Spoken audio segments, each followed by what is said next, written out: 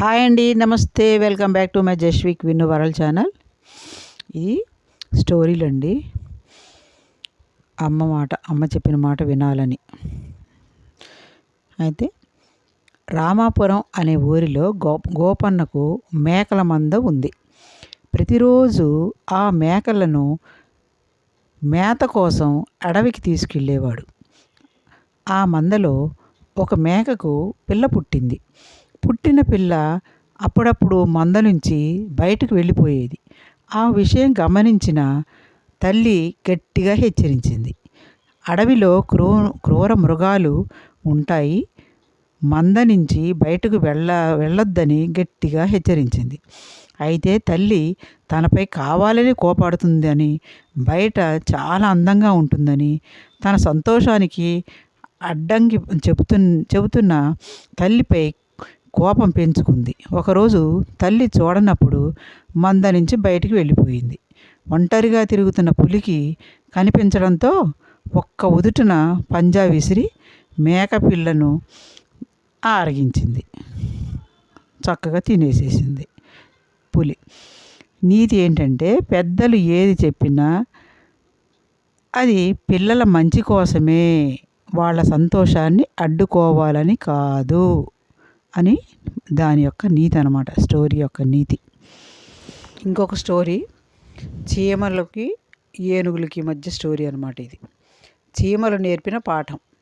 అడవిలో ఒకరోజు ఏనుగుల గుంపు నీళ్లు తాగడానికి వాగుకు వెళ్తోంది. దారిలో చీమలు సమావేశం ఏర్పాటు చేసుకున్నాయి. చీమలను గమనించిన ఏనుగులు పక్క నుంచి వెళ్లకుండా వాటిని తొక్కుకుంటూ వెళ్ళాయి.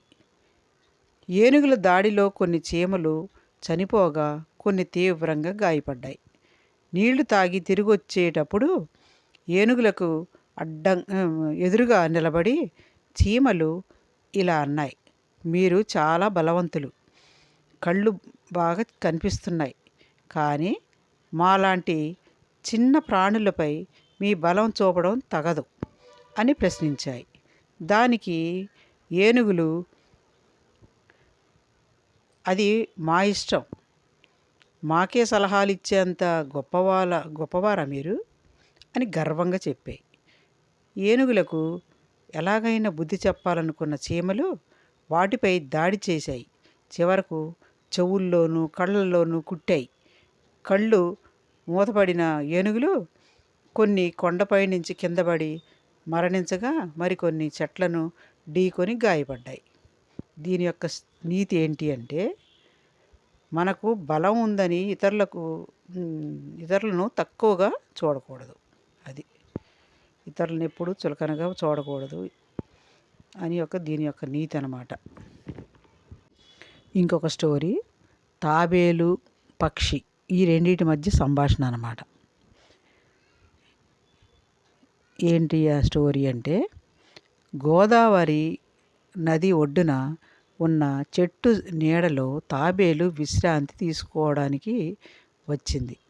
ఆ చెట్టు కొమ్మన గూడులో ఉన్న పక్షిని చూసి ఇలా అన్నది: మీ ఇల్లు ఎంత చెత్తగా ఉంది, విరిగిన కొమ్మలతో కట్టుకున్నారు, వర్షానికి గాలికి ఉంటుందో లేదో తెలియదు, ఇక మీకేమి రక్షణ ఇస్తుంది?